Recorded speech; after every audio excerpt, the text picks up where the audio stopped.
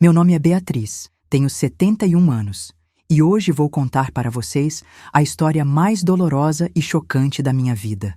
Uma história que me consumiu por décadas, que quebrou minha alma em pedaços e me fez questionar tudo o que eu acreditava sobre amor, casamento e confiança. Se você acha que já ouviu de tudo na vida, prepare-se, porque o que vou contar vai mexer com suas estruturas mais profundas. Era 1973. Eu tinha apenas 24 anos, uma moça criada nos melhores colégios do Rio de Janeiro, filha de um próspero comerciante e de uma professora universitária. Minha vida era um conto de fadas perfeito, daqueles que você vê nos filmes antigos.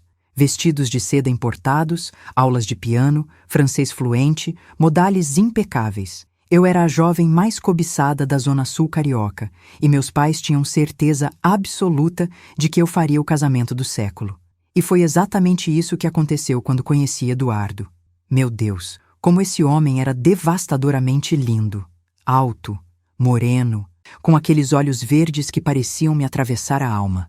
Formado em arquitetura pela UFRJ, filho de uma família tradicional de construtores que erguia os prédios mais luxuosos de Copacabana e Ipanema, Eduardo tinha tudo que uma mulher poderia sonhar: beleza, inteligência, dinheiro e uma reputação impecável. O pedido de casamento aconteceu depois de 2 anos de namoro, numa noite inesquecível no Copacabana Palace. Eduardo havia reservado o salão inteiro, contratou uma orquestra, encheu o lugar de rosas vermelhas e me pediu em casamento na frente de 300 convidados. Eu me sentia a princesa mais amada do mundo inteiro. Meu vestido de noiva custou uma fortuna, importado diretamente de Paris. E o casamento foi o evento social mais comentado do Rio naquele ano. Mas já na lua de mel, em Petrópolis, eu comecei a perceber coisas estranhas. Eduardo era carinhoso, gentil, mas havia uma frieza em seus carinhos que me incomodava profundamente. Durante nossa intimidade, ele parecia estar cumprindo uma obrigação, não demonstrando a paixão ardente que eu esperava de um recém-casado. Eu atribuí isso à timidez, afinal, eu também era virgem e ingênua sobre essas questões. O que realmente começou a me intrigar foi a presença constante de Marcelo, o melhor amigo de Eduardo desde a faculdade. Esse homem aparecia em nossa casa a qualquer hora do dia ou da noite, sempre com desculpas plausíveis, projetos para discutir, sociedades para avaliar, questões familiares para resolver. Marcelo era advogado, solteiro, e tinha uma elegância natural que chamava a atenção por onde passasse. Cabelos negros, sempre perfeitamente penteados, ternos sob medida, um charme irresistível que conquistava qualquer pessoa em segundos. O que me deixava completamente perturbada era a intimidade excessiva entre os dois. Eles tinham códigos secretos, piadas internas que eu não entendia, se comunicavam com olhares de uma forma que me fazia sentir como uma intrusa na minha própria casa. Quando Marcelo chegava, Eduardo se transformava completamente. Seus olhos brilhavam de uma forma que eu nunca tinha visto. Ele ficava animado, falante, demonstrava uma alegria genuína que eu raramente presenciava quando estávamos sozinhos. Durante os jantares, eu me sentia invisível.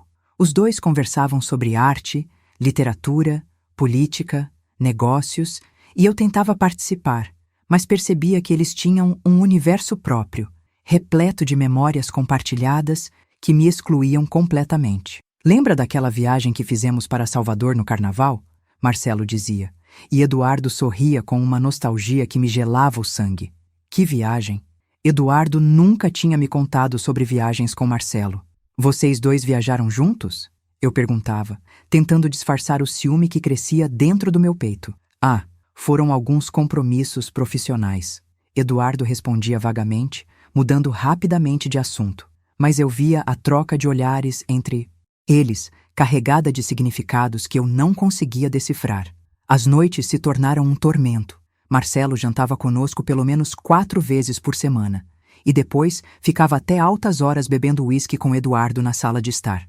Eu subia para o quarto, fingindo estar cansada, mas ficava acordada, ouvindo as risadas dos dois, as conversas em tom baixo, às vezes até música tocando no aparelho de som. Que tipo de conversa 2 homens têm até 3 da manhã, todas as semanas? Uma Noite, descendo para pegar um copo de água, encontrei uma cena que me fez questionar minha própria sanidade. Eduardo e Marcelo estavam sentados no sofá, muito próximos um do outro, e quando me viram, se afastaram rapidamente, como se tivessem sido pegos fazendo algo errado. Estávamos apenas conversando sobre o novo projeto, Eduardo explicou, mas havia uma tensão no ar que me deixou profundamente inquieta. Comecei a prestar mais atenção nos detalhes. A forma como Marcelo tocava o braço de Eduardo quando contava alguma história. O jeito que Eduardo olhava para Marcelo quando achava que eu não estava vendo. As idas constantes de Eduardo a São Paulo, a negócios, sempre quando Marcelo também estava viajando. As contas de telefone altíssimas, com ligações longas e frequentes para o escritório de Marcelo. Minha mãe notou minha inquietação durante um almoço de domingo. Beatriz, você está diferente, mais magra, com olheiras. Está tudo bem no casamento? Eu não sabia. Como explicar aquela sensação horrível que crescia dentro de mim? Aquela intuição de que algo muito errado estava acontecendo bem debaixo do meu nariz. Foi quando engravidei, 6 meses após o casamento, que as coisas começaram a ficar ainda mais estranhas. Eduardo demonstrou uma alegria educada quando soube da notícia, mas não a explosão de felicidade que eu esperava de um futuro pai. Marcelo, curiosamente, pareceu mais emocionado que o próprio Eduardo, me abraçou com lágrimas nos olhos e disse que seria o padrinho mais dedicado do mundo. Durante toda a minha gravidez, senti uma solidão devastadora.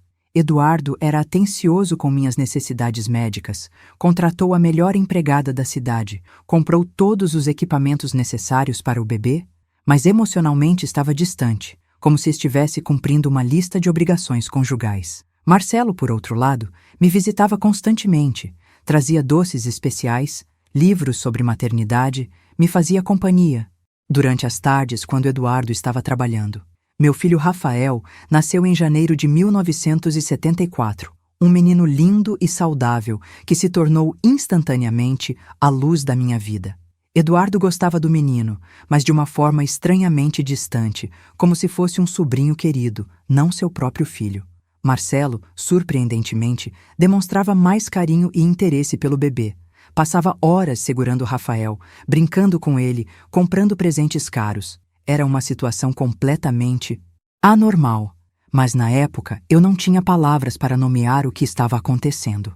A sociedade dos anos 70 não discutia certas questões, e eu nem sequer tinha vocabulário para expressar minhas suspeitas mais profundas. Só sabia que meu casamento era uma farsa elegante, uma encenação perfeita para a sociedade, mas vazia de amor verdadeiro. E se essa mensagem já está tocando algo no seu coração, se você também já sentiu essa dor de perceber que algo estava terrivelmente errado na sua vida, eu quero te pedir um gesto de carinho. Clique em Valeu Demais para apoiar essa história. É assim que conseguimos continuar trazendo palavras de revelação e esperança para quem precisa ouvir que não está sozinho nessa jornada. Morar conosco. Tinha gavetas com roupas no nosso quarto de hóspedes, deixava produtos de barbear no banheiro, recebia correspondências em nosso endereço. Para qualquer pessoa de fora, parecia que tínhamos adotado um irmão mais velho, mas eu sabia que havia algo muito mais profundo e perturbador acontecendo. Eduardo havia se tornado cada vez mais distante fisicamente. Nossas relações íntimas, que já eram raras e mecânicas, praticamente cessaram depois que Rafael nasceu.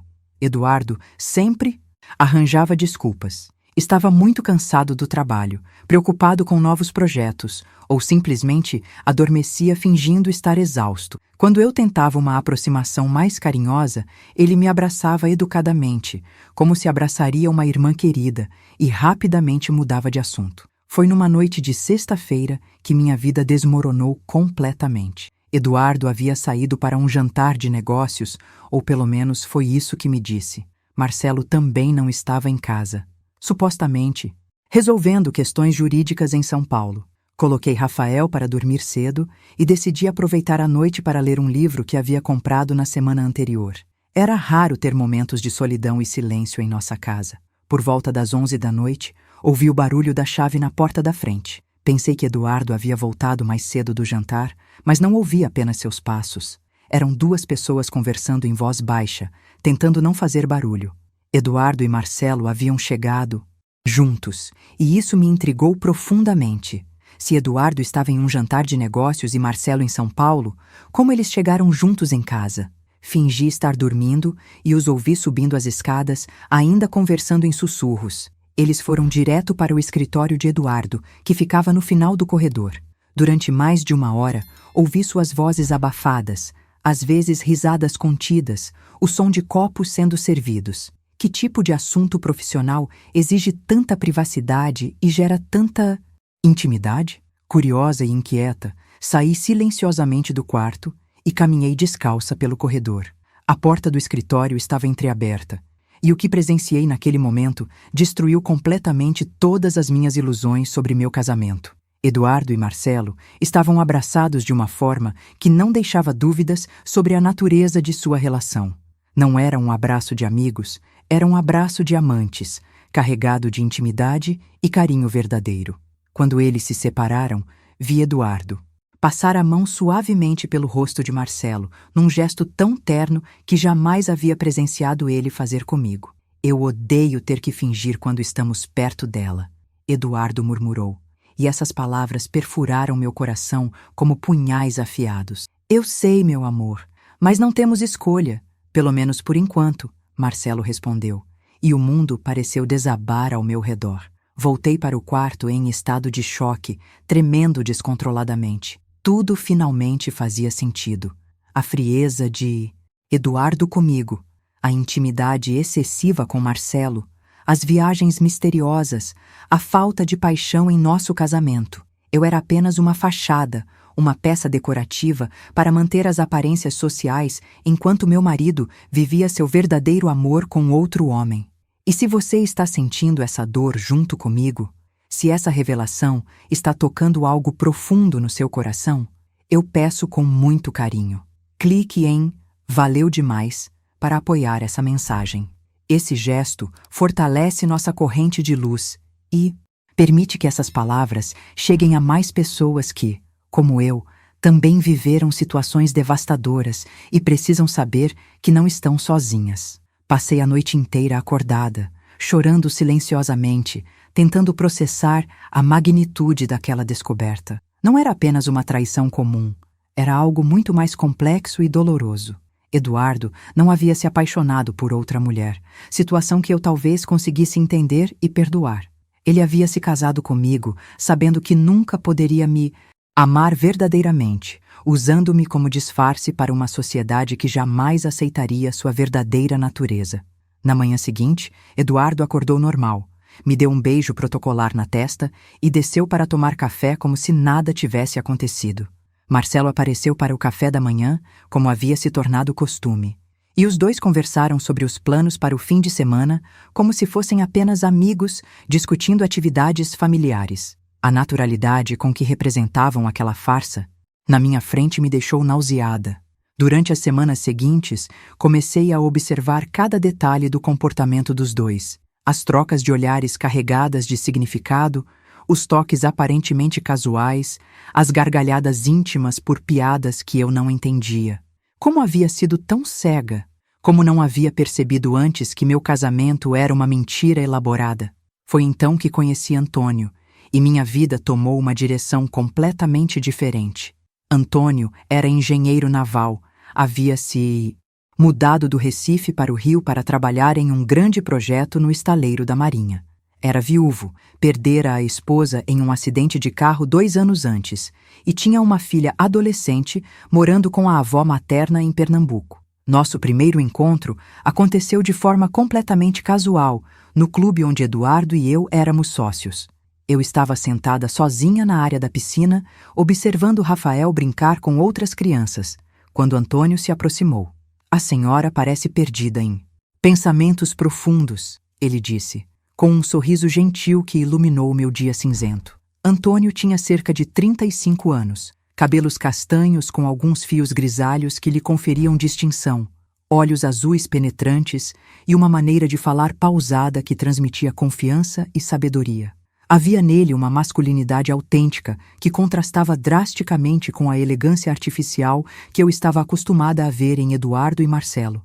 Começamos a conversar sobre assuntos Simples. O tempo, as crianças brincando na piscina, os eventos do clube. Mas rapidamente percebi que Antônio tinha uma forma genuína de se interessar pelo que eu dizia, fazendo perguntas inteligentes, demonstrando curiosidade real sobre minhas opiniões. Fazia anos que alguém me ouvia com tanta atenção e interesse verdadeiro.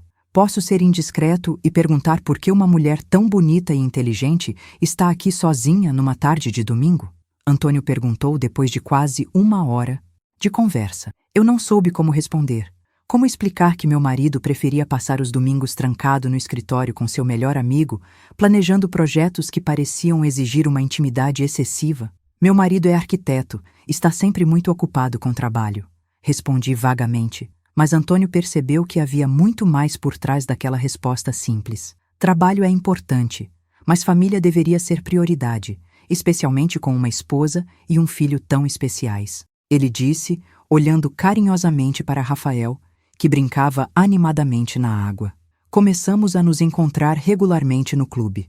Antônio aparecia sempre nos mesmos horários que eu costumava levar Rafael para nadar e brincar. Nossas conversas evoluíram naturalmente, abordando assuntos mais profundos: literatura, filosofia, sonhos e desilusões. Antônio me contou sobre o amor verdadeiro que havia sentido pela esposa falecida, sobre a dor devastadora de perdê-la, sobre a solidão de recomeçar a vida em uma cidade nova. Você me lembra muito dela, Antônio confessou numa tarde especialmente bonita. Não fisicamente, mas na forma como vê o mundo, na sensibilidade que demonstra quando fala sobre as coisas que considera importantes. Era a primeira vez em anos que alguém me via como pessoa, não apenas como esposa decorativa ou mãe dedicada. Com Antônio, redescobri o que era ter uma conversação verdadeira, onde minhas palavras importavam e minhas opiniões eram valorizadas. Ele me perguntava sobre meus sonhos interrompidos, sobre os livros que gostaria de escrever, sobre os lugares que desejava conhecer. Eduardo nunca havia demonstrado curiosidade sobre minha vida interior. Sempre me via apenas como a esposa perfeita que sabia quando falar e quando permanecer em silêncio elegante. Sobre assuntos que eu havia enterrado no fundo da alma. Ele percebia minha tristeza mascarada, minha solidão disfarçada de elegância social, e gentilmente me encorajava a compartilhar meus sentimentos mais guardados. Beatriz, você tem uma melancolia nos olhos que não combina com sua juventude, ele disse numa tarde especialmente quente de verão. Parece carregar um peso que não deveria ser seu. Suas palavras me tocaram de uma forma que eu não esperava. Fazia tanto tempo que ninguém realmente me observava, me via como pessoa, que aquela atenção genuína me emocionou profundamente. Foi numa dessas conversas que decidi contar para Antônio sobre minha suspeita terrível em relação a Eduardo e Marcelo. Escolhi minhas palavras cuidadosamente, testando sua reação, temendo ser julgada ou considerada louca. Antônio, posso te fazer uma pergunta delicada? Comecei, minha voz tremendo ligeiramente. Claro, Beatriz. Pode falar sobre qualquer coisa comigo, ele respondeu, seus olhos azuis me transmitindo confiança e acolhimento. Você acha possível que dois homens, que sejam muito próximos, mais próximos do que deveriam ser? Perguntei, usando as palavras mais delicadas que conseguia encontrar. Em 1976, não tínhamos vocabulário aberto para discutir essas questões e eu temia até mesmo verbalizar minhas suspeitas. Antônio ficou em silêncio por alguns momentos, processando minha pergunta e suas implicações. Beatriz, você está me perguntando se acredito que alguns homens podem ter sentimentos diferentes por outros homens? Ele perguntou gentilmente. Balancei a cabeça timidamente, sentindo meu rosto corar de vergonha e confusão. Eu sei que deve parecer absurdo, mas há coisas na minha casa, no comportamento do meu marido e do melhor amigo dele, que me deixam profundamente perturbada. Antônio se inclinou para mais perto de mim, sua expressão séria e compreensiva. Beatriz, infelizmente essas situações existem e são mais comuns do que a sociedade gostaria de admitir. Muitos homens, por pressão familiar e social, acabam se casando para manter as aparências, enquanto vivem seus verdadeiros sentimentos em segredo. Suas palavras confirmaram meus piores temores, mas ao mesmo tempo me trouxeram um alívio estranho. Não estava louca, não estava imaginando coisas. Havia uma explicação lógica para toda aquela situação bizarra que eu vinha vivenciando há anos. E as esposas desses homens? Perguntei. Minha voz quase um sussurro. O que acontece com elas? Ficam presas numa mentira terrível. Antônio respondeu com tristeza.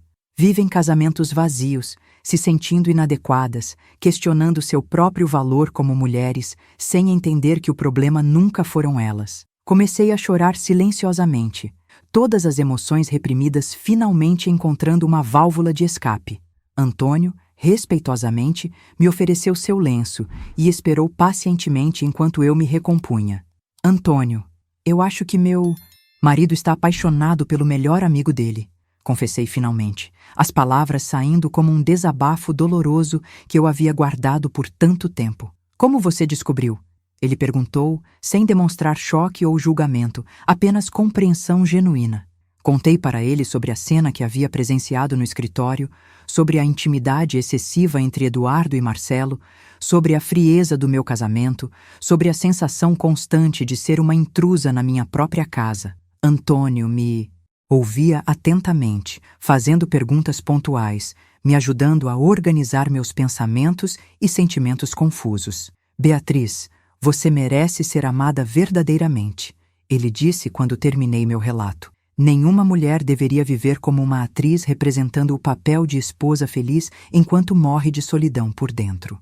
E se essa revelação está ecoando no seu coração, se você também já passou por situações onde sentiu que estava vivendo uma mentira, clique em Valeu Demais para nos ajudar a continuar compartilhando essas histórias que tocam a alma de quem mais precisa ouvir.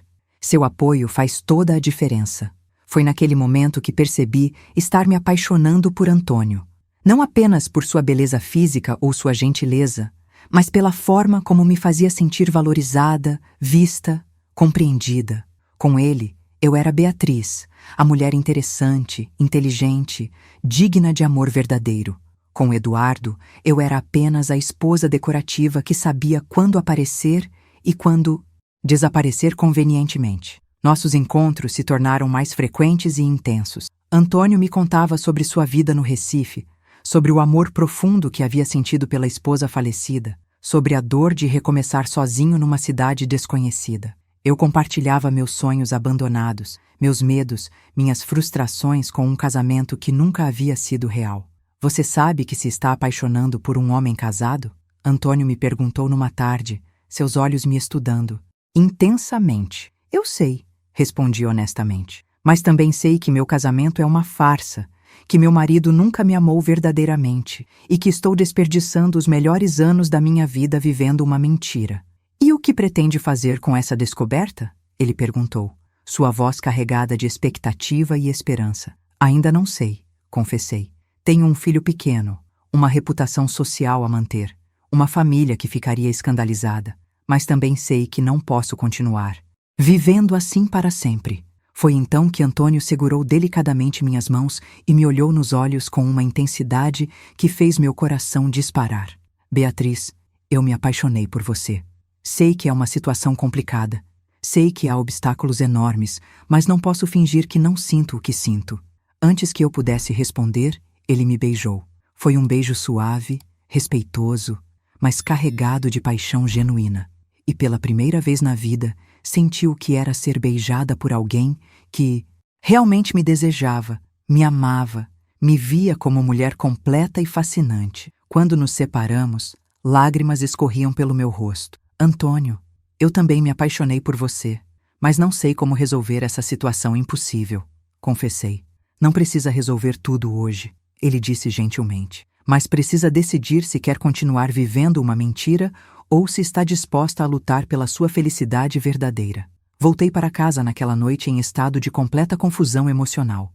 Pela primeira vez em anos, me sentia viva, desejada, amada de verdade, mas também me sentia culpada, assustada com as possíveis consequências de meus sentimentos e ações. Eduardo e Marcelo estavam, como sempre, trancados no escritório, conversando em tons baixos sobre seus projetos secretos. Ouvi suas risadas íntimas, seus sussurros carinhosos e, finalmente, consegui nomear o que estava vendo. 2 homens apaixonados, vivendo seu amor às escondidas, usando meu casamento como fachada para a sociedade conservadora. Subi para o quarto, olhei para meu reflexo no espelho e fiz uma pergunta que mudaria minha vida para sempre. Beatriz, você vai continuar sendo cúmplice dessa mentira ou vai ter coragem de buscar sua verdadeira felicidade? Nos dias seguintes, comecei a observar ainda mais atentamente o comportamento de Eduardo e Marcelo. Agora que sabia o que procurar, os sinais eram gritantes e inegáveis. A forma como se olhavam quando achavam que eu não estava vendo. Os toques aparentemente casuais que duravam mais tempo que o normal. As viagens frequentes que faziam juntos, sempre com desculpas profissionais elaboradas. Uma manhã, enquanto arrumava o escritório de Eduardo, encontrei uma carta que havia caído atrás da escrivaninha. Era de Marcelo, escrita durante uma de suas viagens de trabalho para São Paulo, e o conteúdo me confirmou definitivamente todas as minhas suspeitas mais dolorosas. Meu querido Eduardo, a carta começava, os dias longe de você são uma tortura. Mal posso esperar para voltar e estar novamente em seus braços, longe dos olhos julgadores do mundo. Sei que nossa situação é complicada, que precisamos manter as aparências por causa da Beatriz e do pequeno Rafael, mas meu amor por você cresce a cada dia. Não consegui ler mais. Minhas mãos tremiam descontroladamente. Meu coração batia tão forte que pensei que fosse desmaiar. Ali estava a prova escrita, inegável, de que meu casamento era completamente falso, de que eu estava sendo usada como disfarce para uma relação amorosa verdadeira entre dois homens.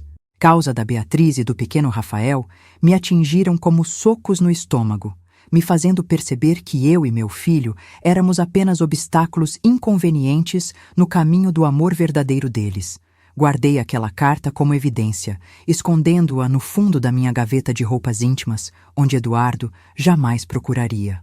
Passou a ser meu segredo terrível, minha prova concreta de que não estava enlouquecendo, de que todas aquelas suspeitas devastadoras eram absolutamente verdadeiras. Durante dias, caminhei pela casa como uma sonâmbula, cumprindo mecanicamente meus deveres de esposa e mãe, enquanto minha alma se despedaçava silenciosamente. E se essa dor está tocando seu coração de forma profunda, se você também já passou pela experiência devastadora de descobrir que sua vida inteira era uma mentira, clique em Valeu Demais para apoiar essa história. Esse gesto nos permite continuar compartilhando essas experiências que, por mais dolorosas que sejam, mostram para outras pessoas que elas não estão sozinhas em seus sofrimentos. Eduardo continuava sua rotina normal, chegando do escritório todas as noites, jantando comigo e Rafael, perguntando sobre meu dia como um marido educado e interessado. Marcelo aparecia regularmente para os jantares e as longas conversas no escritório, sempre carinhoso comigo, sempre atento ao pequeno Rafael. A naturalidade com que representavam aquela farsa na minha frente me deixava nauseada e furiosa. Foi numa noite de quinta-feira que decidi confrontá-los. Eduardo e Marcelo estavam, como de costume, trancados no escritório há mais de 2 horas, e eu podia ouvir suas risadas íntimas através da porta fechada. Criei coragem, bati delicadamente e entrei sem esperar permissão. Desculpem interromper, eu disse, minha voz tremendo ligeiramente, mas preciso falar com vocês sobre algo muito importante. Eduardo e Marcelo se entreolharam rapidamente, uma comunicação silenciosa carregada de apreensão.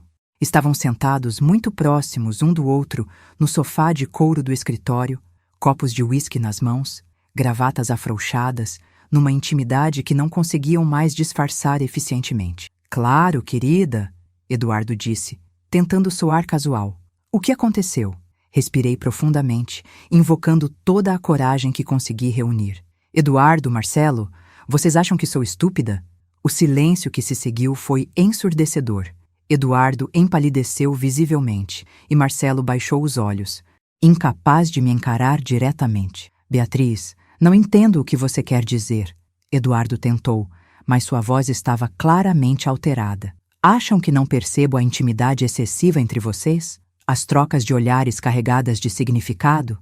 As conversas sussurradas? As viagens misteriosas que fazem juntos? Minha voz foi ganhando força conforme falava. Acham que não vejo a forma como se tocam, como se olham, como agem como um casal apaixonado na minha própria casa? Marcelo suspirou profundamente e olhou para Eduardo com uma expressão que misturava alívio e resignação. Acho que chegou a hora de contarmos a verdade para ela, Eduardo. Marcelo, não. Eduardo protestou fracamente, mas já não havia como voltar atrás. Que verdade? Perguntei, embora meu coração já soubesse a resposta. Marcelo se levantou, caminhou até a janela e ficou de costas para nós por alguns momentos antes de se virar e me encarar diretamente. Beatriz, Eduardo e eu nos amamos há mais de 10 anos, desde os tempos da faculdade. As palavras que eu tanto temia ouvir finalmente foram pronunciadas em voz alta. Mesmo sabendo da verdade há tanto tempo, ouvir a confissão explícita foi como receber uma punhalada no peito. E nosso casamento? Perguntei, minha voz saindo como um sussurro doloroso. O que foi nosso casamento para vocês? Eduardo se levantou, aproximou-se de mim com expressão de profunda culpa. Beatriz, eu não escolhi ser assim. Durante anos tentei mudar. Tentei sentir por mulheres o que deveria sentir, mas não conseguia. Quando te conheci, pensei que talvez, com uma pessoa tão especial quanto você, eu conseguisse ser o marido que deveria ser. Mas não conseguiu. Completei por ele, lágrimas começando a escorrer pelo meu rosto. Não consegui, ele admitiu, sua própria voz embargada. E me odeio por isso. Me odeio por ter te usado, por ter criado essa situação impossível. Então vocês decidiram me usar como disfarce, eu disse, a amargura tomando conta da minha voz. Me transformaram numa esposa decorativa para que pudessem viver seu amor às escondidas. Não foi assim, Marcelo interferiu. Eduardo realmente tem carinho por você. Nós dois temos. Você é uma pessoa maravilhosa, uma mãe dedicada, uma companheira leal. Mas não sou a mulher que ele ama, respondi duramente. Nunca fui e nunca serei. O silêncio voltou a dominar o ambiente. Eduardo se aproximou ainda mais, tentou tocar meu braço, mas eu me afastei instintivamente. Beatriz, o que você quer fazer com essa descoberta? Eduardo perguntou, sua voz carregada de medo das possíveis consequências. Ainda não sei, respondi honestamente. Só sei que não posso mais viver essa mentira. Não posso mais fingir que sou uma esposa feliz enquanto morro de solidão por dentro. Não posso mais criar meu filho numa casa onde o amor verdadeiro acontece às escondidas entre duas pessoas que não são seus pais. Foi então que tomei a decisão mais difícil da minha vida. Contei para Eduardo sobre Antônio, sobre como havia me apaixonado por um homem que me via realmente, que me valorizava como mulher, que me oferecia o amor verdadeiro que eu nunca havia conhecido. Você está tendo um caso, Eduardo disse. Mas não havia acusação em sua voz, apenas uma espécie de alívio estranho. Estou me apaixonando pela primeira vez na vida, corrigi. Estou descobrindo o que é ser amada verdadeiramente por alguém que me deseja de fato. E o que propõe que façamos? Marcelo perguntou, sua expressão demonstrando curiosidade genuína. Proponho que paremos de viver essa mentira todos juntos, respondi com firmeza. Proponho que vocês assumam seu amor e eu assuma o meu. Proponho que nos separemos e que cada um busque sua verdadeira felicidade. A conversa se estendeu pela madrugada. Eduardo e Marcelo me contaram toda a história de seu relacionamento, como se conheceram na faculdade, como descobriram seus sentimentos mútuos, como sofreram durante anos, tentando reprimir algo que era mais forte que suas vontades. Contaram sobre a pressão familiar para que Eduardo se casasse, sobre o medo constante de serem descobertos numa sociedade que não tolerava diferenças. Eu, por minha vez, falei sobre minha solidão, sobre como me sentia invisível em minha própria casa, sobre a descoberta libertadora de que podia ser amada verdadeiramente por Antônio. Falamos sobre Rafael, sobre como protegê-lo do escândalo social que nossa separação certamente causaria. Beatriz, Eduardo disse quando o sol já estava nascendo. Eu quero que você seja feliz. Sempre quis, mesmo não conseguindo te dar essa felicidade. Se Antônio pode te oferecer o amor que você merece, eu apoio completamente sua decisão. E eu também, Marcelo acrescentou.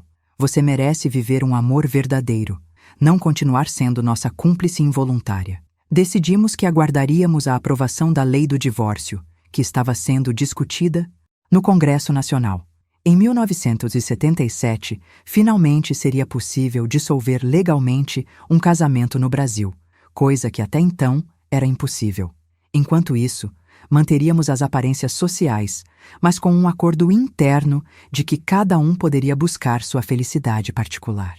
Antônio ficou emocionado quando contei sobre a confrontação e sobre nossa decisão de nos separarmos. Beatriz, você foi extraordinariamente corajosa, ele disse, me abraçando com ternura. Sei que não foi fácil enfrentar essa situação. Foi a conversa mais difícil da minha vida, confessei, mas também a mais libertadora. Pela primeira vez em anos, sinto que posso respirar livremente. Os meses seguintes foram de preparação cuidadosa. Eduardo começou a organizar nossa separação financeira, dividindo os bens de forma justa e generosa. Marcelo começou a procurar oportunidades de trabalho em outras cidades para dar espaço à nossa nova realidade. E eu comecei a me relacionar mais abertamente com Antônio, sem a culpa devastadora que me atormentava antes. A lei do divórcio foi finalmente aprovada em dezembro de 1977, e nós fomos um dos primeiros casais do Rio de Janeiro a solicitar a dissolução legal do casamento. O escândalo social foi exatamente o que esperávamos. Fofocas intensas, julgamentos morais, exclusão de certos círculos sociais. Mas também houve apoio inesperado de pessoas que secretamente admiraram nossa coragem de buscar a felicidade verdadeira. De divórcio foi uma jornada emocional devastadora, mas também libertadora.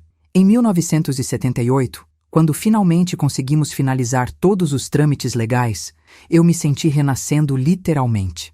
Pela primeira vez em quase 6 anos de casamento, podia respirar livremente, sem carregar o peso esmagador de viver uma mentira todos os dias. Eduardo foi surpreendentemente generoso na divisão dos bens, me deixando a casa onde morávamos e uma quantia considerável de dinheiro que me garantiria independência financeira por muitos anos. Marcelo conseguiu transferência para seu escritório em São Paulo, onde poderia viver mais abertamente sua relação com Eduardo, sem os olhares vigilantes e julgadores da sociedade carioca. A capital paulista, mesmo nos anos 1970, oferecia mais anonimato e tolerância para relacionamentos considerados diferentes, especialmente entre homens de classe social elevada que sabiam manter discrição. O escândalo social foi imenso, como esperávamos. Minha mãe ficou arrasada. Passou semanas trancada em casa, recusando-se a sair por vergonha do que as amigas diriam. Beatriz, você destruiu nossa reputação familiar, ela me dizia, chorando descontroladamente. Como vamos explicar para a sociedade que uma filha nossa se divorciou logo no primeiro ano que a lei foi aprovada? Meu pai, embora mais compreensivo, também demonstrou profunda decepção. Eu sempre achei que Eduardo fosse um bom homem, mas alguma coisa muito séria deve ter acontecido para você tomar uma decisão tão drástica, ele murmurava, tentando encontrar explicações que fizessem sentido em sua visão tradicional do mundo.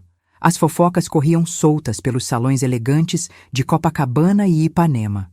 Ouvi dizer que ela tinha um amante, sussurravam algumas mulheres nos clubes. Dizem que Eduardo descobriu e não conseguiu perdoar, especulavam outras. Talvez ela fosse estéril e não conseguisse dar mais filhos para ele, inventavam as mais criativas. Ninguém sequer imaginava que a verdadeira razão para nosso divórcio era ainda mais chocante e inaceitável do que qualquer infidelidade tradicional.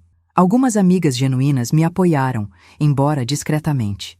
Elas viam minha transformação, percebiam como eu estava mais bonita, mais leve, mais feliz, e intuíam que havia algo muito profundo e positivo por trás daquela decisão radical. Beatriz está resplandecente, comentou minha amiga Lívia, durante um almoço reservado. Nunca a vi tão viva e confiante. Qualquer que seja o motivo do divórcio, claramente foi a decisão certa para ela. Antônio foi um porto seguro durante todo esse período turbulento. Ele me acolhia sem julgamentos, celebrava minha coragem, me apoiava nos momentos de fraqueza e dúvida. Você fez a coisa mais corajosa que uma mulher pode fazer em 1978, ele me dizia. Escolheu a verdade e a felicidade própria acima das convenções sociais. Pouquíssimas pessoas têm essa força interior. Com Antônio, descobri dimensões do amor que eu nem imaginava existirem. Ele me desejava ardentemente, me achava fascinante intelectualmente, valorizava minhas opiniões, me encorajava a desenvolver meus talentos pessoais. Pela primeira vez na vida, me senti completamente vista e amada por quem eu realmente era, não pelo papel social que representava. Nossa intimidade física foi uma revelação completa. Eduardo sempre havia sido gentil, mas mecânico, como se estivesse cumprindo um dever conjugal desagradável. Antônio me tocava como se eu fosse uma deusa preciosa, demonstrava paixão genuína, me fazia sentir desejável e poderosa como mulher.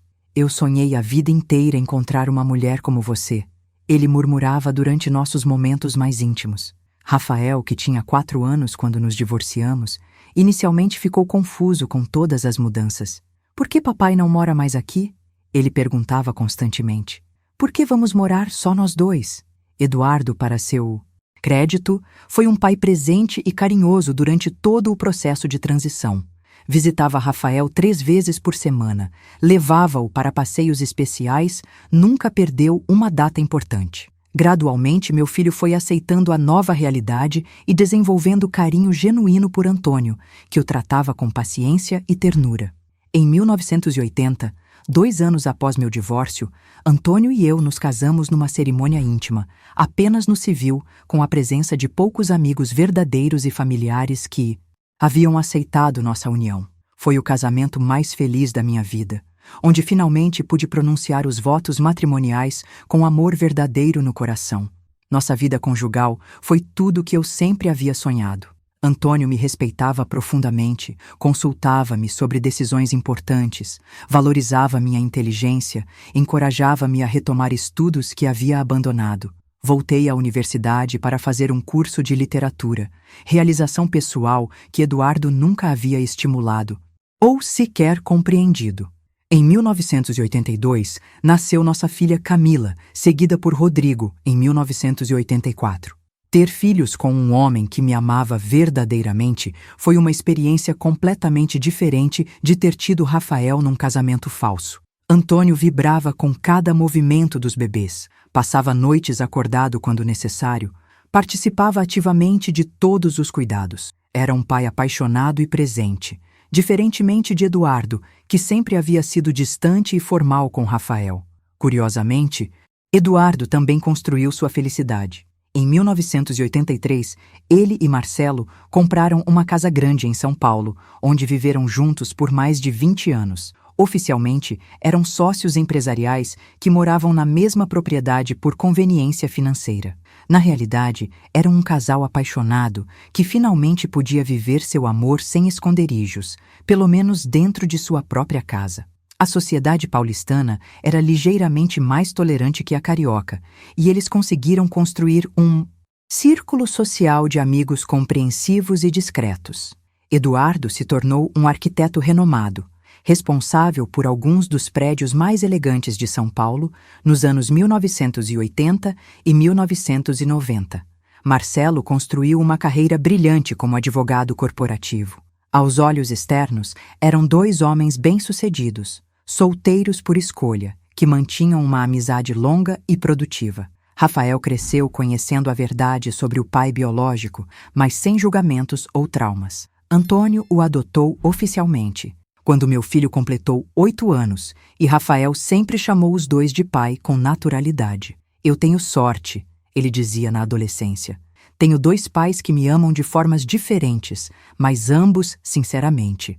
E se essa mensagem de reconstrução e superação está tocando seu coração, se você vê esperança nessa história de coragem e amor verdadeiro, considere apoiar essa missão clicando em Valeu demais.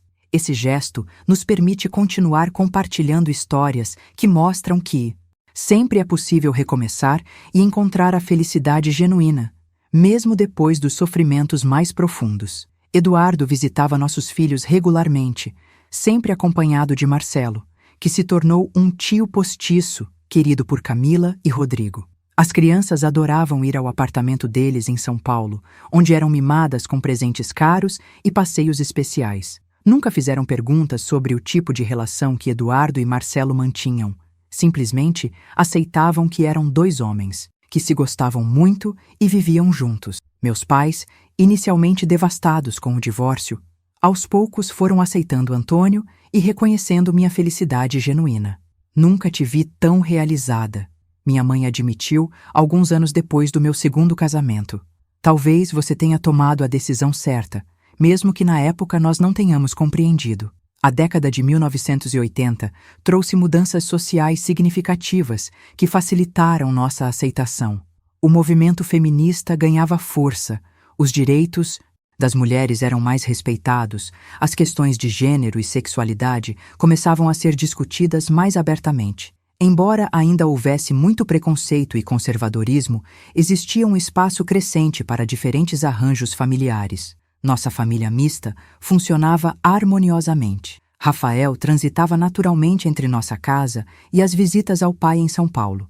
Camila e Rodrigo cresceram sabendo que tinham um irmão mais velho de outro pai, mas que fazia parte integral de nossas vidas. Antônio tratava os 3 filhos com igual carinho e dedicação, nunca fazendo distinção entre o enteado e os filhos biológicos. Durante os anos 1990, quando as questões relacionadas à diversidade sexual começaram a ser mais discutidas publicamente, Rafael, já adolescente, me perguntou diretamente sobre o pai. Mãe, papai Eduardo é gay? Decidi que era hora de contar toda a verdade, respeitosamente, sem dramatizações, explicando o contexto histórico e social que havia tornado nossa situação necessária nos anos 1970. Seu pai é um homem bom, que nasceu com uma orientação sexual diferente da maioria. Expliquei cuidadosamente. Na época em que nos casamos, a sociedade não aceitava essas diferenças. Então, ele tentou ser o que esperavam dele. Mas depois compreendemos que todos merecíamos ser felizes sendo autênticos. Eduardo, ele disse calmamente, mas nunca liguei muito para isso. Ele sempre foi carinhoso comigo, e o tio Marcelo também. Se eles são felizes juntos, que diferença faz? Essa aceitação natural da nova geração me deixou profundamente emocionada e esperançosa sobre o futuro da tolerância em nossa sociedade. Durante os anos 1990, conforme as discussões sobre direitos sexuais se tornaram mais abertas no Brasil, Eduardo e Marcelo começaram a viver com menos receio. Embora nunca tenham se assumido publicamente como casal, pararam de esconder tanto sua intimidade. Compraram uma casa de praia em Búzios, onde passavam fins de semana prolongados e férias, vivendo mais livremente sua relação longe dos olhares da cidade grande. Nossa família expandida funcionava de forma harmoniosa e inusitada para os padrões da época. Eduardo era um pai carinhoso para Camila e Rodrigo, sempre presente em aniversários, formaturas e eventos importantes. Marcelo se tornou um tio querido, que trazia presentes especiais de suas viagens de trabalho e contava histórias fascinantes sobre diferentes países. As crianças cresceram naturalmente, aceitando que algumas famílias são diferentes, mas não menos amorosas. E se essa história de superação e reconstrução está tocando profundamente em você, se está vendo que é possível encontrar felicidade verdadeira, mesmo depois das situações mais dolorosas, considere apoiar essa missão clicando em Valeu demais. Esse gesto fortalece nossa capacidade de continuar compartilhando essas experiências que mostram que nunca é tarde para recomeçar e ser verdadeiramente feliz. Antônio se revelou um pai extraordinário não apenas para nossos filhos biológicos, mas também para Rafael. Ele nunca tentou substituir Eduardo, mas ofereceu uma presença paterna sólida e consistente. Ensinava os meninos sobre esportes, ajudava com deveres escolares, comparecia a todas as reuniões de pais, demonstrava interesse genuíno pelos sonhos e preocupações de cada criança. Rafael cresceu chamando-o de Pai Antônio, com naturalidade e carinho. Durante a década de 1990, nossa vida familiar se estabilizou completamente. Antônio prosperou profissionalmente, tornando-se um dos engenheiros navais mais respeitados do Rio de Janeiro. Eu concluí minha graduação em literatura e comecei a trabalhar como professora particular para filhos de famílias abastadas. Redescobriram o prazer de ensinar e compartilhar conhecimento.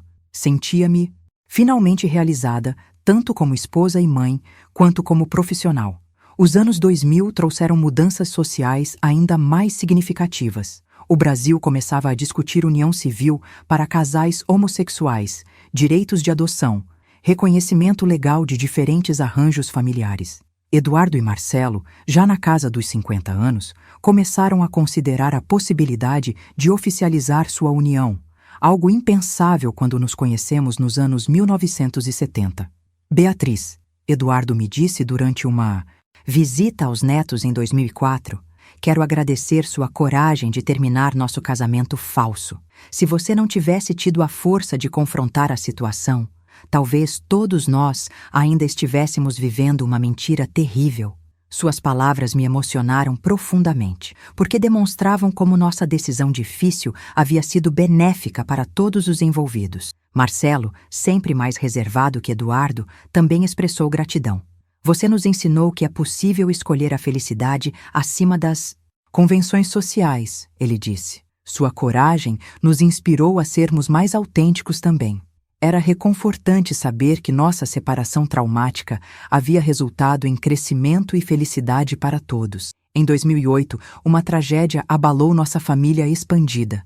Antônio, aos 64 anos, sofreu um infarte fulminante enquanto trabalhava em seu escritório.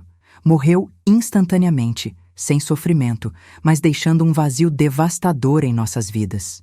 Perder o grande amor da minha vida foi a dor mais intensa que já experimentei, superando até mesmo as descobertas dolorosas sobre meu primeiro casamento. Eduardo e Marcelo foram um apoio fundamental durante meu luto. Eles entendiam profundamente o valor de um amor verdadeiro, porque também haviam lutado tanto para viver o deles.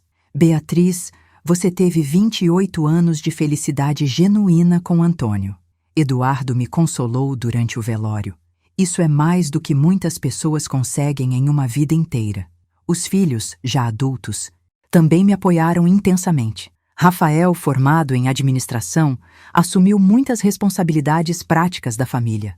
Camila, estudante de medicina, demonstrou maturidade emocional extraordinária para me ajudar a processar a perda. Rodrigo, ainda adolescente, mostrou sensibilidade tocante ao cuidar de mim nos momentos mais difíceis. Durante os anos de viuvez, descobri forças que não sabia possuir. Continuei trabalhando como professora, encontrando propósito em ajudar jovens a desenvolver amor pela literatura. Viajei com amigas, redescobri hobbies abandonados, me dediquei mais intensamente aos netos que começaram a chegar. Rafael se casou em 2010 e me deu 2 netos lindos. Camila seguiu carreira médica brilhante e Rodrigo se tornou engenheiro como o padrasto. Eduardo e Marcelo envelheceram juntos com dignidade e companheirismo.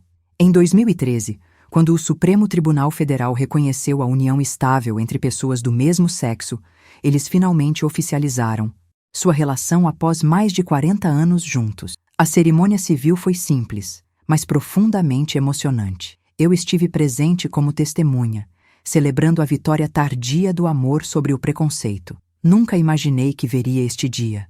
Eduardo me disse, lágrimas nos olhos, enquanto assinava os documentos que o tornavam oficialmente companheiro de Marcelo. Quando nos conhecemos na faculdade em 1965, esse reconhecimento legal parecia impossível. A emoção daquele momento foi indescritível, porque representava não apenas a felicidade deles, mas a evolução de toda uma sociedade. Marcelo, sempre mais contido emocionalmente, também se emocionou profundamente. Beatriz, obrigado por ter tornado isso possível, ele me disse. Se você não tivesse tido coragem de exigir a autenticidade de todos nós há tantos anos, talvez nunca tivéssemos chegado a este momento de reconhecimento oficial. Durante meus anos de viuvez, Eduardo e Marcelo se tornaram companhia constante e reconfortante. Jantávamos juntos semanalmente, viajávamos ocasionalmente como família, celebrávamos feriados e aniversários unidos. Ironicamente, desenvolvemos a amizade genuína que deveria ter existido desde o início de nosso relacionamento, mas que só foi possível depois que paramos de viver mentiras. Os netos cresceram naturalmente, aceitando que vovô Eduardo e vovô Marcelo eram um casal, assim como seus pais e tios tinham casais heterossexuais. Para eles, era apenas mais uma forma de amor familiar, não algo estranho ou problemático. Essa naturalidade da terceira geração me enchia de esperança sobre o futuro da tolerância social. Em 2018, quando completei 69 anos, organizei uma festa grande, reunindo toda a nossa família expandida. Meus 3 filhos com seus cônjuges e filhos, Eduardo e Marcelo, parentes próximos, amigos antigos. Olhando ao redor da sala cheia de pessoas queridas, todas felizes e autênticas em seus relacionamentos, senti profunda gratidão pelas decisões corajosas que havíamos tomado décadas antes. Mãe, Rafael disse durante seu brinde naquela festa, obrigado por ter nos ensinado que vale a pena lutar pela felicidade verdadeira, mesmo quando isso significa desafiar convenções sociais. Nossa família é diferente, mas é nossa e é linda. Suas palavras resumiram perfeitamente a jornada extraordinária que todos nós tínhamos percorrido juntos. Hoje, aos 71 anos, posso afirmar com certeza que as decisões mais difíceis da minha vida foram também as mais acertadas. Deixar um casamento falso para buscar amor verdadeiro exigiu coragem que eu nem sabia possuir, mas resultou em décadas de felicidade genuína para todos os envolvidos. Eduardo e Marcelo viveram 45 anos de companheirismo até a morte de Eduardo em 2020, aos 78 anos. Eu vivi 28 anos extraordinários com Antônio, e hoje desfruto de uma família amorosa e unida, que inclui filhos, netos e até meu ex-marido, que se tornou amigo verdadeiro. Mão, e disse palavras que guardarei para sempre. Beatriz, obrigado por ter me ensinado que é possível escolher a felicidade, mesmo quando isso significa quebrar todas as regras que nos foram impostas. Nossa separação foi o início da vida verdadeira para todos nós. Suas palavras me comoveram profundamente, porque resumiam perfeitamente a jornada extraordinária que todos nós havíamos percorrido juntos. Marcelo ficou inconsolável com a perda. Depois de 45 anos juntos, perder Eduardo foi como perder metade de si mesmo.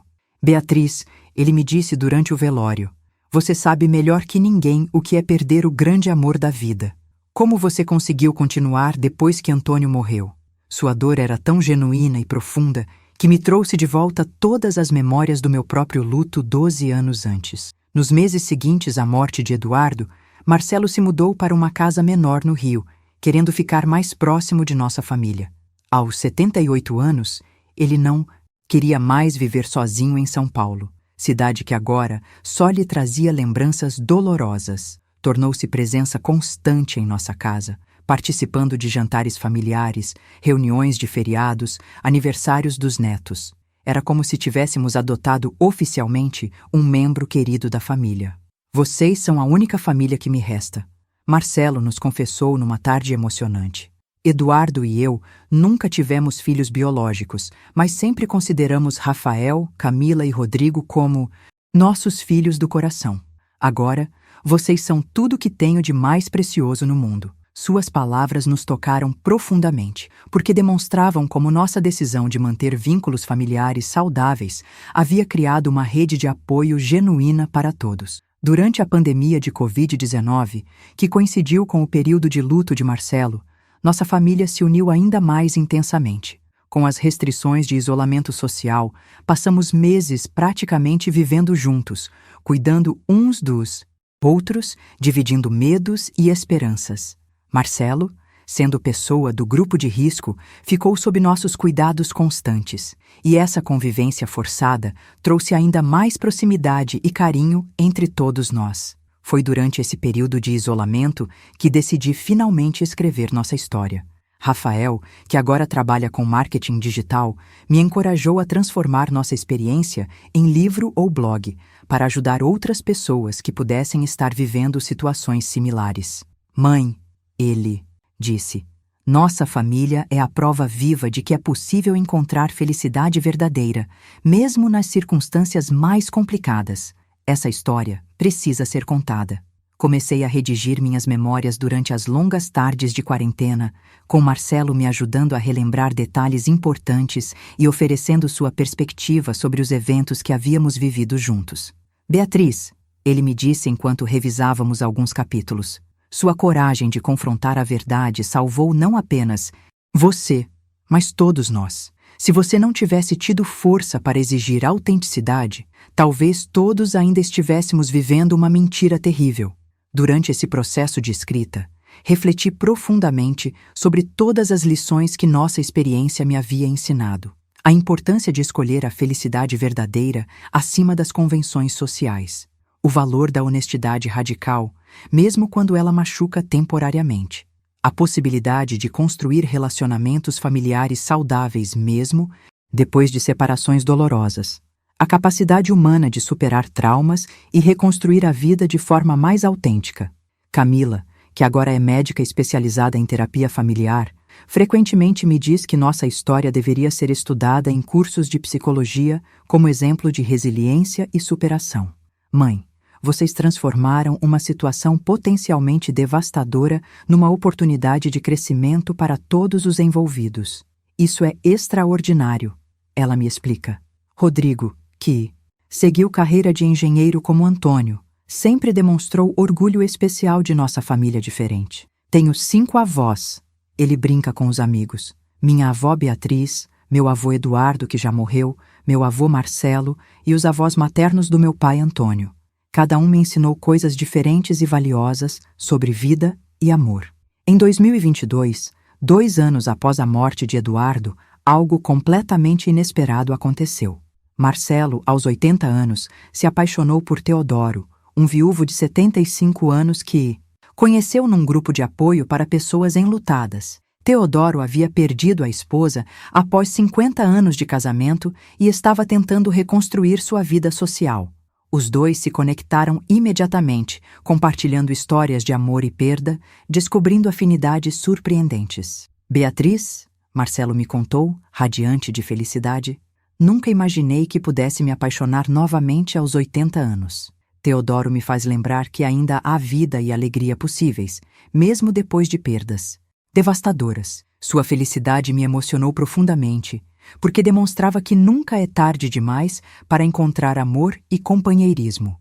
Teodoro se integrou naturalmente à nossa família expandida, trazendo suas próprias filhas e netos para nossa rede de relacionamentos. Nossas reuniões familiares se tornaram ainda mais animadas e diversificadas, com pessoas de diferentes idades, backgrounds e experiências compartilhando histórias e criando memórias novas. Nossa família é como uma colcha de retalhos, brincou minha neta mais velha durante uma festa de Natal recente. Cada pedaço tem origem diferente, mas juntos formam algo lindo e confortável. Sua observação me fez rir e chorar ao mesmo tempo, porque capturava perfeitamente a beleza única de nossa constelação familiar. Hoje, aos 71 anos, posso dizer com absoluta certeza que as decisões mais difíceis que tomei na vida foram também as mais acertadas. Deixar um casamento falso para buscar amor verdadeiro exigiu uma coragem que eu nem sabia possuir, mas resultou em décadas de felicidade genuína para todos os envolvidos. Eduardo e Marcelo viveram 45 anos de companheirismo autêntico. Eu vivi 28 anos extraordinários com Antônio, e agora desfruto de uma família amorosa que inclui filhos, netos, genros, noras e até meu ex-marido que se tornou amigo verdadeiro. Marcelo e Teodoro estão planejando uma cerimônia de união civil para 2025, quando Marcelo completar 83 anos. Quero oficializar nossa relação enquanto ainda tenho lucidez e saúde para celebrar, ele me explica. A vida me ensinou que não devemos adiar a felicidade, porque nunca sabemos quanto tempo temos. Recentemente, recebi uma carta emocionante de uma jovem que leu nossa história online. Ela estava vivendo um casamento sem amor, suspeitando que o marido tinha relacionamentos secretos, e nossa experiência a encorajou a buscar ajuda profissional e confrontar sua situação. Sua coragem me inspirou a não aceitar uma vida de mentiras, ela escreveu. Obrigada por mostrar que é possível recomeçar e ser verdadeiramente feliz. Cartas como essa me confirmam que vale a pena compartilhar nossa experiência, por mais dolorosa que tenha sido. Se nossa história pode ajudar uma única pessoa a encontrar coragem para buscar autenticidade e felicidade verdadeira, todo o sofrimento que passamos teve significado profundo. Nossa jornada me ensinou que o amor verdadeiro assume muitas formas diferentes e que famílias saudáveis podem ser construídas de maneiras não convencionais. Eduardo me amava como amiga e mãe de seu filho. Marcelo me ama como cunhada do coração. Antônio me amou como mulher e companheira de vida. Meus filhos me amam como mãe dedicada. Meus netos me amam como avó carinhosa. Cada tipo de amor é válido, necessário e precioso. A vida me mostrou que não existe fórmula única para a felicidade, mas existe uma regra fundamental. Precisamos ter coragem de ser autênticos, mesmo quando isso significa desafiar expectativas sociais. Precisamos escolher amor verdadeiro acima de aparências falsas. Precisamos perdoar nossos próprios erros e os erros dos outros, construindo pontes em vez de muros. Havia aprovado a lei do divórcio. A homossexualidade, embora não fosse crime desde 1830, era tratada como doença mental e tabu social absoluto. Mulheres divorciadas eram vistas como fracassadas, e famílias não convencionais eram consideradas escandalosas. Ao longo dos últimos 50 anos, testemunhei transformações sociais que pareciam impossíveis quando eu era jovem. Em 1985, o Conselho Federal de Medicina retirou oficialmente a homossexualidade da lista de transtornos mentais. Em 2011, o Supremo Tribunal Federal reconheceu a união estável entre pessoas do mesmo sexo. Em 2013, o casamento civil homossexual foi regulamentado. Em 2019, a LGBTfobia foi criminalizada. Nossa família viveu e celebrou cada uma dessas conquistas históricas. Marcelo e Teodoro representam essa nova realidade maravilhosa. Aos 82 e 77 anos, respectivamente, eles vivem abertamente seu amor, recebem visitas de familiares e amigos, participam de atividades sociais como qualquer casal heterossexual. Beatriz, Marcelo me disse recentemente, às vezes penso como nossa vida teria sido diferente se essa liberdade existisse quando éramos jovens. Talvez Eduardo nunca tivesse se sentido obrigado a se casar com você. Talvez todos tivéssemos evitado tanto sofrimento desnecessário. Suas palavras me fizeram refletir profundamente sobre o papel do tempo histórico em nossas escolhas pessoais. Eduardo não era vilão por ter se casado comigo, sabendo que amava outro homem. Ele era vítima de uma sociedade que não oferecia alternativas, que forçava pessoas diferentes a viverem mentiras elaboradas para se adequarem às expectativas sociais. Eu também não era vítima passiva. Fui corajosa o suficiente para confrontar a situação e buscar minha verdadeira felicidade. Nossa história demonstra que é possível transformar situações dolorosas em oportunidades de crescimento e autenticidade. Quando descobri a verdade sobre Eduardo e Marcelo, poderia ter reagido com ódio, vingança, destruição. Em vez disso, escolhi o caminho da compreensão, do diálogo, da construção de soluções que beneficiassem todos os envolvidos. Essa escolha resultou em décadas de relacionamentos familiares saudáveis e harmoniosos. Rafael, hoje com 51 anos, é empresário bem-sucedido, casado há 15 anos com Ana, uma advogada maravilhosa que abraçou completamente nossa família não convencional. Eles têm 3 filhos adolescentes que chamam Eduardo de bisavô, mesmo sabendo que ele não tinha laços sanguíneos diretos conosco. Para eles, família é definida pelo amor e cuidado, não apenas pela genética. Camila se especializou em terapia familiar e frequentemente usa nossa experiência como exemplo em suas palestras e consultorias. Nossa família prova que é possível construir relacionamentos saudáveis mesmo depois de traumas e separações dolorosas. Ela explica para colegas profissionais. O segredo está na honestidade, no perdão genuíno e no compromisso de priorizar o bem-estar de todos, especialmente das crianças. Rodrigo seguiu carreira de engenheiro civil, influenciado pelo exemplo de Antônio, e hoje trabalha em projetos de infraestrutura social. Meu padrasto me ensinou que construir é mais importante que destruir. Ele costuma dizer. Nossa família é a prova viva de que é possível reconstruir relacionamentos mesmo depois de situações aparentemente impossíveis. Meus 7 netos, com idades entre 12 e 25 anos, cresceram, naturalmente aceitando que algumas famílias são diferentes, mas não menos amorosas. Para eles, ter 2 bisavôs que se amam é tão normal quanto ter avós heterossexuais. Essa naturalidade da nova geração me enche de esperança sobre o futuro da tolerância e inclusão social. Durante a pandemia de Covid-19, nossa família expandida se tornou ainda mais unida. Marcelo e Teodoro ficaram em isolamento rigoroso, sendo pessoas do grupo de risco, e nós nos organizamos para cuidar deles através de compras, medicamentos, consultas médicas. Essa experiência de cuidados mútuos reforçou os laços afetivos que construímos ao longo das décadas. Vocês são minha família verdadeira, Teodoro nos disse numa videochamada durante o isolamento, emocionado até as lágrimas. Nunca imaginei que aos 75 anos encontraria não apenas um novo amor, mas uma rede inteira de pessoas que me acolheriam como parente querido. Suas palavras demonstram como famílias podem ser formadas por escolha e afeto, não apenas por sangue ou convenções legais. Recentemente, comecei a participar de grupos de apoio para pessoas que vivenciaram situações similares à nossa. Descobri que nossa experiência não foi única. Muitas famílias passaram por processos parecidos, embora nem todas tenham conseguido manter relacionamentos saudáveis após as separações. Nossa capacidade de transformar trauma em crescimento é resultado de escolhas conscientes e trabalho emocional dedicado. Em um desses grupos, conheci Silvia, uma mulher de 65 anos que descobriu após 20 anos de casamento que o marido era gay. Diferentemente de nossa experiência, a separação dela foi marcada por amargura, brigas judiciais prolongadas, afastamento das crianças.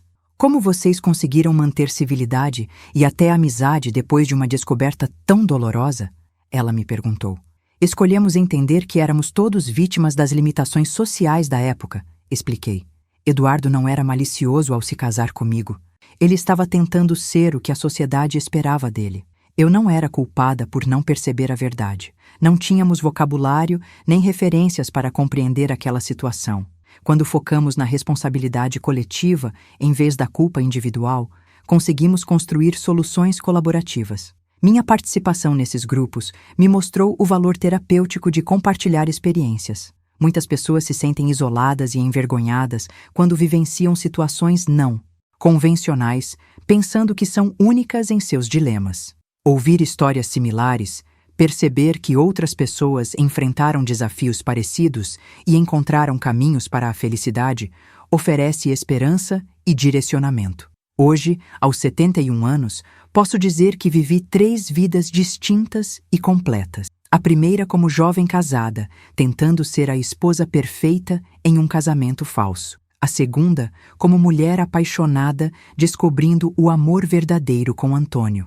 A terceira como viúva madura, construindo relacionamentos familiares profundos e significativos. Cada fase trouxe lições valiosas e momentos de felicidade genuína. Se pudesse dar conselhos para meu eu mais jovem, diria: confie em sua intuição. Quando algo parece errado, provavelmente está errado.